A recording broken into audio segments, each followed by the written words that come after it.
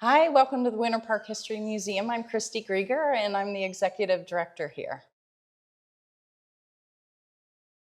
It's my favorite question. I could speak for hours upon it, but we started in the 1880s, really is kind of when we got going. There was primarily two gentlemen that came into town on the railroad and they purchased 600 acres of land for $13,000 and they put our blueprint together, which kind of runs from lake to lake, north, south, east, and west. And they began to map out our town. And we kind of have the same blueprint today that we did back then, which kind of makes Winter Park a special and unique place in Central Florida. Again, I could go on for hours about it, but in essence, that's kind of how Winter Park began.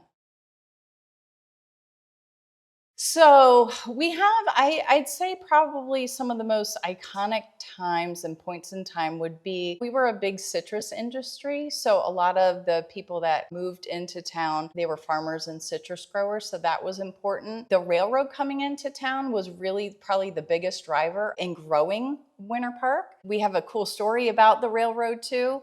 And just having that come in and be, that was pretty much like one of the most important parts of growing Winter Park. And another important part was there was a great freeze that happened in Central Florida. It affected everyone around here. And this was in 1894, 95. And after that, Winter Park had started to kind of become in disrepair, if you will. It struggled for a while. We had Rollins College that had just started in 1885, and they were up and going. And then when this happened, this great freeze happened, it was detrimental to the whole area. And there was a gentleman by the name of Charles Morse that came in who had already been connected to Winter Park. And he really did a lot of work to make sure that Winter Park survived and thrived. And the goal of Winter Park was to have people come in. It was primarily marketed for wealthy Northerners to come down into winter here. And he really did significant things to our city to be able to help that continue and grow. So that was a real instrumental part of our history, which we're very grateful for. Fun trivia. Let's see. I think a cool thing about Winter Park is our railroad line, which is fundamental in how we started. And if you look at the map from Sanford to Orlando when the railroad started, it was starting back in 1880. So we weren't even quite beginning, but had the railroad not be located where it is, our town would be very different. So there was a gentleman that has an interesting name. His name was Royal Pulsifer. He convinced the railroad to come into Winter Park. So there's a curve when you look at our rail line that comes into Winter Park. So it's kind of a fun fact that kind of helped start our city to what it is today. I think that's kind of a cool thing. Well, it's fun because a lot of what we get to do, we do a lot of archiving and we hear a lot of stories from people of their favorites. And that's how this exhibit came to be, which this exhibit's on the centennial celebration of our chamber. So we are celebrating some of those nostalgic businesses. We did surveys, and so I'm going off what most people say. And we have in here, like the three that we have right now that you can take a look at is we have Hattie's, which is a dress shop.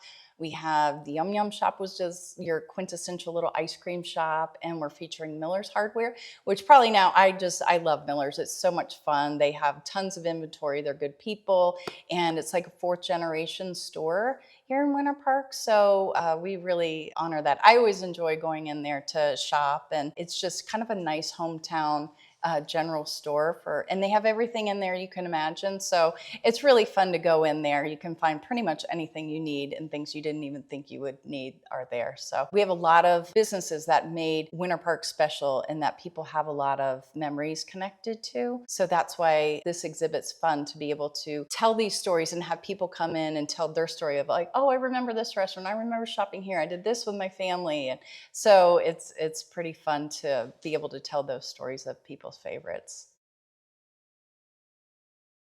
I love maps.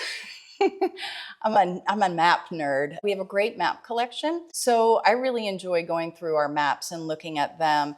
The maps themselves have not changed, but it's really fun to go through and see the early founders and pioneers that were here that founded it. So you can see their names dotted around the lake. So that's really fun to look at. And one of my other favorites is there was a luxury, lavish Florida hotel called the Seminole, and it burned down in the early 1900s. And someone had brought us some relics that were found from the fire, which we were really excited about. We got the call, and the gentleman said, "Hey, I got my metal detector." I went out to the property where it was, asked permission to go and metal detect.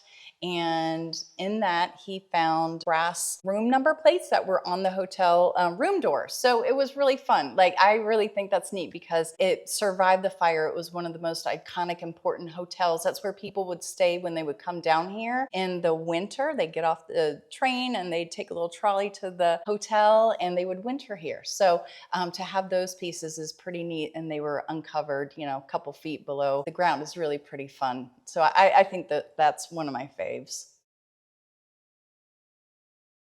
Great question. We have several ways that we go ahead and get our artifacts that we use for display. So some of them come from our archives. A lot of what we do, we get information or donations from residents. They might be cleaning out their attic and they have pieces that they would like to donate to us. So that's a large part of how we became who we are and how we build our exhibits. And you never know how one artifact is going to inspire an exhibit either. That's one way. We will do one of my favorite things is go antique shopping. And like this piece right here, this is one of my favorites. I found this at an antique store and it's really fun to just, play with and, it works, but right now it's stuck. There we go, yay.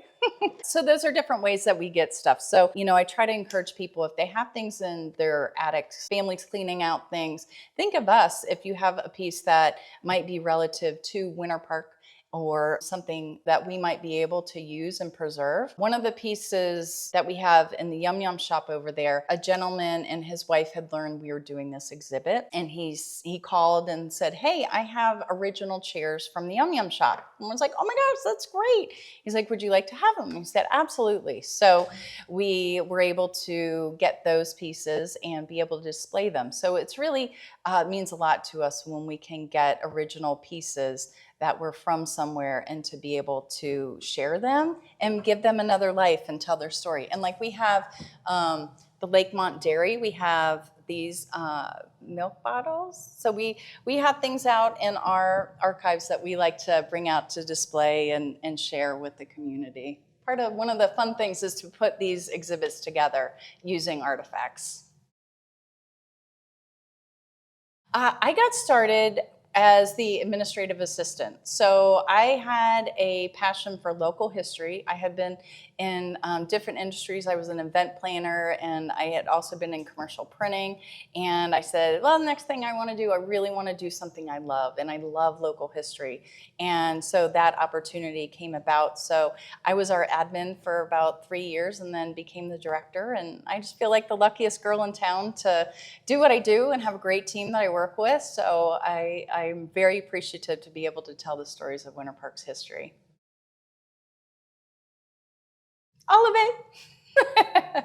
We take a lot of time in our writing of our panels and telling those stories. So if you're able to take a moment and, come in, and we care so much about each little part of it that I feel like all of it I love. I enjoy sharing all of it. So I don't know if there's one particular part. So come on by. We're a free museum. We're located in the Farmers Market building, 200 West New England Avenue. And so please come by. We're open Tuesday through Friday from 10 to 4 and Saturday from 10 to 2. We'd love for you to come on in and check it out.